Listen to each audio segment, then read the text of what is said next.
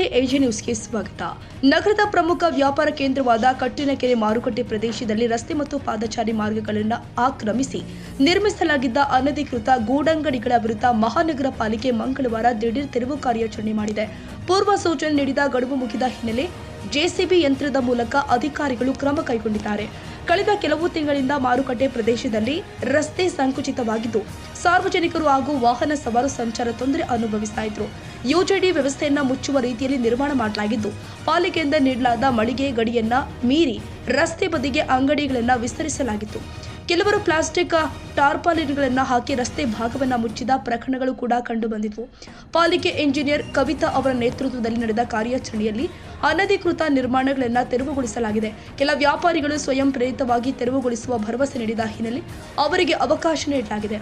ಈ ಸಂದರ್ಭದಲ್ಲಿ ಕೆಲ ವ್ಯಾಪಾರಸ್ಥರು ವಿರೋಧ ವ್ಯಕ್ತಪಡಿಸಿದ ಘಟನೆಗಳು ಕೂಡ ನಡೆದಿದ್ದಾವೆ. ಮಾಧ್ಯಮದೊಂದಿಗೆ ಮಾತನಾಡಿದ ಇಂಜಿನಿಯರ್ ಕವಿತಾ, ರಸ್ತೆ ಒತ್ತುವರಿ ಮಾಡಿಕೊಂಡು ಅಂಗಡಿಗಳನ್ನು ನಿರ್ಮಿಸಿದವರಿಗೆ ಪೂರ್ವ ಸೂಚನೆ ನೀಡಿ ಸ್ವಯಂ ಪ್ರೇರಿತವಾಗಿ ತೆರವುಗೊಳಿಸಲು ಗಡುವು ನೀಡಲಾಗಿತ್ತು. ಸೂಚಿಸಿದ ಅವಧಿಯಲ್ಲಿ ಕೆಲವರು ತೆರವುಗೊಳಿಸಿದ್ರು, ಇನ್ನೂ ಕೆಲವರು ನಿಯಮ ಪಾಲಿಸಿದ ಹಿನ್ನೆಲೆ ಮಹಾನಗರ ಪಾಲಿಕೆ ಕ್ರಮ ಕೈಗೊಂಡಿದೆ ಅಂತ ಹೇಳಿದ್ದಾರೆ. ಮಾರುಕಟ್ಟೆಗೆ ದಿನನಿತ್ಯ ಸಾವಿರಾರು ಜನ ಆಗಮಿಸುವುದರಿಂದ ರಸ್ತೆ ಒತ್ತುವರಿ ತುರ್ತು ವಾಹನ ಸಂಚಾರಕ್ಕೂ ಅಡಚಣೆ ಉಂಟು ಮಾಡ್ತಾ ಇತ್ತು. ಪಾದಚಾರಿಗಳಿಗೆ ಸುರಕ್ಷಿತವಾಗಿ ನಡೆಯಲು ಅವಕಾಶ ಇಲ್ಲದ ಪರಿಸ್ಥಿತಿ ನಿರ್ಮಾಣವಾಗಿತ್ತು. ಸಾರ್ವಜನಿಕರಿಂದ ಬಂದ ಅನೇಕ ದೂರುಗಳ ಆಧಾರದ ಮೇಲೆ ಈ ಕ್ರಮ ಕೈಗೊಳ್ಳಲಾಗಿದೆ ಅಂತ ಅವರು ಹೇಳಿದ್ದಾರೆ. ಮುಂದಿನ ದಿನದಲ್ಲಿ ನಗರ ವ್ಯಾಪ್ತಿಯ ಇತರೆ ಪ್ರಮುಖ ರಸ್ತೆಯಲ್ಲಿ ಕೂಡ ಹಂತ ಹಂತವಾಗಿ ಒತ್ತುವರಿ ತೆರವು ಕಾರ್ಯಾಚರಣೆ ಮುಂದುವರಿಯುತ್ತೆ.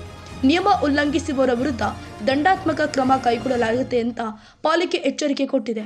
ನಗರದಲ್ಲಿ ಸುಗಮ ಸಂಚಾರ ಹಾಗೂ ಶಿಸ್ತಿನ ವ್ಯಾಪಾರ ವಾತಾವರಣ ನಿರ್ಮಾಣ ಮಾಡುವ ಉದ್ದೇಶದಿಂದಾಗಿ ಇಂತಹ ಕ್ರಮಗಳು ನಿರಂತರವಾಗಿ ನಡೆಯುತ್ತೆ ಅಂತ ಸ್ಪಷ್ಟಪಡಿಸಿದ್ರು. ಇದೇ ವೇಳೆ ಕಾರ್ಯಾಚರಣೆಗೆ ರಾಜಕೀಯ ಒತ್ತಡಗಳು ಹಾಗೂ ಸಾಮಾಜಿಕ ಜಾಲತಾಣಗಳಲ್ಲಿ ಏಕಪಕ್ಷೀಯ ಪ್ರಸಾರಗಳಿಂದ ಅಡಚಣೆ ಉಂಟಾಗುತ್ತಿರುವುದಾಗಿ ಅಧಿಕಾರಿಗಳು ಅಸಮಾಧಾನ ವ್ಯಕ್ತಪಡಿಸಿದರು.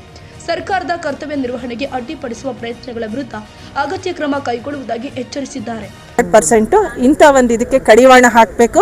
ನಾವೆಲ್ಲರೂ ಸೇರಿ ಸಮಾಜನ ಒಂದು ಒಳ್ಳೆ ರೀತಿಯಲ್ಲಿ ನಡೆಸ್ಕೊಂಡು ಹೋಗಬೇಕು. ಎಲ್ಲ ಸಾರ್ವಜನಿಕರಿಗೂ ಅನುಕೂಲ ಆಗಂಗೆ ನಮ್ದೇನು ಕಾರ್ಯಾಂಗ ಇದೆ, ಕಾರ್ಯಾಂಗದ ಜೊತೆಗೆ ನಿಮ್ಮ ಮಾಧ್ಯಮ ಕೂಡ ಈಕ್ವಲಿ ರೋಲ್ ಪ್ಲೇ ಮಾಡುತ್ತೆ. ನಿಮ್ಮ ಏನು ಮಾರಲ್ ಸಪೋರ್ಟ್ ಕೂಡ ನಮಗೆ ಅನಿವಾರ್ಯ ಇದೆ, ಅದಕ್ಕೆ ಕೊಡ್ತಾ ಇದ್ದೀರಾ. ಅದಕ್ಕೆ ಧನ್ಯವಾದಗಳು ಹೇಳ್ತೀನಿ ನಾನು ಅಧಿಕಾರಿ ವರ್ಗದಿಂದ. ಮಾರ್ಕೆಟ್ ಮಾಡಿದ್ರೆ ದೊಡ್ಡ ದೊಡ್ಡ ವ್ಯಕ್ತಿಗಳು ಕೆಲವರು ಇರ್ತಾರೆ, ಅವರು ಕೆಲವು ರೋಡ್ಗೆ ಬಂದೆಲ್ಲ ಇಟ್ಕೊಂಡಿರ್ತಾರೆ, ಅವ್ರಿಗೆ ಏನು ಮಾಡ್ತೀರಾ ಮೇಡಮ್? ಎಲ್ಲಿಂತ ಸ್ಪೆಸಿಫಿಕ್ ಆಗಿ ನೀವುಗಳು ಹೇಳಬೇಕು. ಸುಮ್ಮನೆ ದೊಡ್ಡ ವ್ಯಕ್ತಿಗಳಂದ್ರೆ ಇಲ್ಲ, ರಾಜಕೀಯ ವ್ಯಕ್ತಿಗಳ ಒತ್ತಡ ಇದಕ್ಕೂ ಬಂದಿದೆ. ರಾಜಕೀಯ ಒತ್ತಡ ಇಲ್ಲ ಅಂತಲ್ಲ, ರಾಜಕೀಯ ಒತ್ತಡ ಇರುತ್ತೆ, ಇಲ್ಲ ಅಂತಲ್ಲ. ಸೊ ನಾವು ಮಣಿದೇ ಇದ್ದಾಗ ಆ ಥರ ಯಾವುದೋ ಫ್ರಾಡ್ ಸೋಷಿಯಲ್ ಸಾಮಾಜಿಕ ಜಾಲತಾಣದಲ್ಲಿ ಫ್ರಾಡ್ ಒಂದು ಐಡಿ ಮಾಡಿಕೊಂಡು ಅದರಲ್ಲಿ ಹೇಳಿಕೆ ಕೊಡ್ಸೋದು ಮಾಡ್ತಾ ಇದ್ದಾರೆ. ಓಕೆ, ಇದು ಒಂದು ಪಾರ್ಟ್ ಆಫ್ ಇದು ಜಾಲ.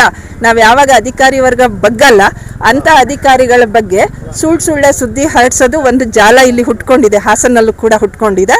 ಸೊ ನಮಗೆ ಬಡವ ಶ್ರೀಮಂತ ಅಂತ ಇಲ್ಲ, ಬಟ್ ಎಲ್ಲರದ್ದು ಅದೊಂದು ಕಾಮನ್ ಇದೆ. ನಮಗೇನಂದ್ರೆ ಎಲ್ಲೆಲ್ಲ ಅಡಚಣೆ ಆಗುತ್ತೆ, ಕಂಪ್ಲೇಂಟ್ಸ್ ಬರ್ತಾ ಇದೆ. ಅದು ಈಗ ಮಹಾವೀರ ಸರ್ಕಲ್ ನೀವು ನೋಡಿದ್ದೀರಾ, ಫುಲ್ ಮುಂದಕ್ಕಿದ್ರು, ಈಗ ಒಂದು ಹಂತಕ್ಕೆ ಹಿಂದಕ್ಕೆ ಹಾಕ್ಸಿದ್ದೀವಿ, ನೀವು ನೋಡಿರಬೇಕು. ಸೊ ಇನ್ನೂ ನಾವು ಮುಂದೆ ಕಾರ್ಯಪ್ರವೃತ್ತರಾಗ್ತೀವಿ. ಇವನ್ ಹೋಟೆಲ್ಗಳು ಕೂಡ ನಾವು ಶುಚಿತ್ವವಾಗಿ ಕಾಪಾಡ್ಕೊಂಡಿಲ್ಲ ಅಂತ ದೊಡ್ಡ ಹೋಟೆಲ್ ಕೂಡ ಪ್ಲಾನ್ ಇದೆ. ಸೊ ಅದೇ ನೀವು ಹೇಳ್ದಂಗೆ ಯಾರು ಸರ್, ಈಗ ನಾನು ಈ ಮಾರ್ಕೆಟಿಗೆ ಬಂದಿದ್ದು ಒಬ್ಳು ಪರಿಸರ ಇಂಜಿನಿಯರ್ ಆಗಿ. ಓಕೆ, ನಮ್ಮಲ್ಲಿ ಬಿಲ್ಡಿಂಗ್ ಲೈಸೆನ್ಸ್ ಕೊಡೋದಕ್ಕೆ ಅಂತಲೇ ಸಪ್ರೇಟು ಸಿವಿಲ್ ಸೆಕ್ಷನ್ ಇದೆ, ಅಲ್ಲಿ ಕೂಡ AEE ಇದ್ದಾರೆ.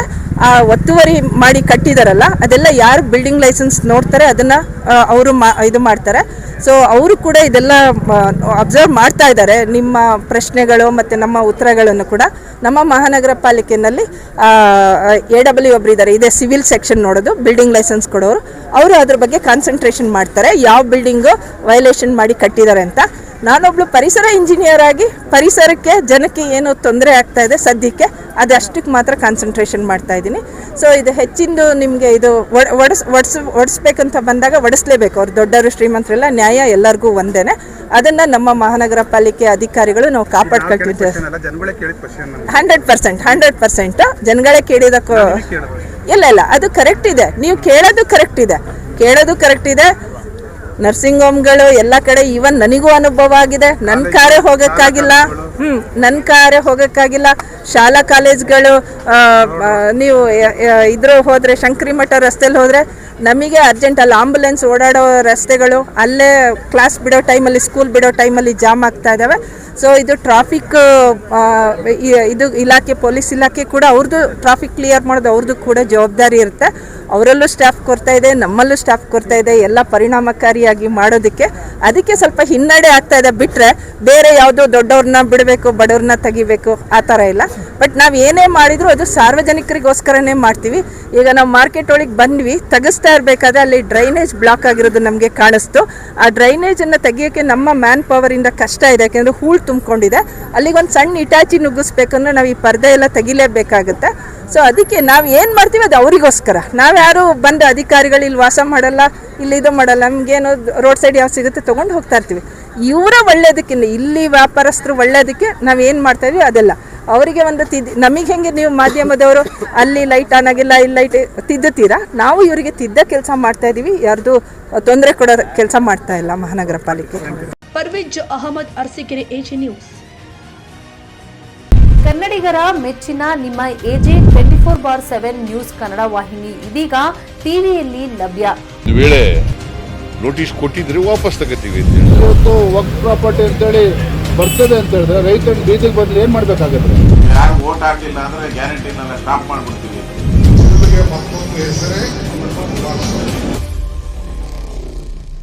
ಕರ್ನಾಟಕ ಮತ್ತು ದೇಶ ವಿದೇಶ 360 ಡಿಗ್ರಿ ಸುದ್ದಿ ಹಾಗೂ ಉತ್ತರ ಕರ್ನಾಟಕ, ಬೆಳಗಾವಿ, ಬಾಗಲಕೋಟೆ, ಧಾರವಾಡ, ಹಾವೇರಿ, ಗದಗ, ಬಿಜಾಪುರ ಜಿಲ್ಲೆಯ ಕ್ಷಣ ಕ್ಷಣದ ವಿವರವನ್ನ ಪಡೆಯುವುದಕ್ಕೆ ಎಜೆ 24/7 ನ್ಯೂಸ್ ಕನ್ನಡ ವಾಹಿನಿಯನ್ನ ಲೈಕ್ ಮಾಡಿ, ವಿಡಿಯೋಗಳನ್ನ ಶೇರ್ ಮಾಡಿ, ಕಮೆಂಟ್ ಮಾಡುವ ಮೂಲಕ ನಮ್ಮ ವಾಹಿನಿಗೆ ಸಹಕಾರ ನೀಡಿ ಮತ್ತು ಚಾನೆಲ್ ಅನ್ನ ಸಬ್ಸ್ಕ್ರೈಬ್ ಮಾಡಿ. ಧನ್ಯವಾದಗಳು.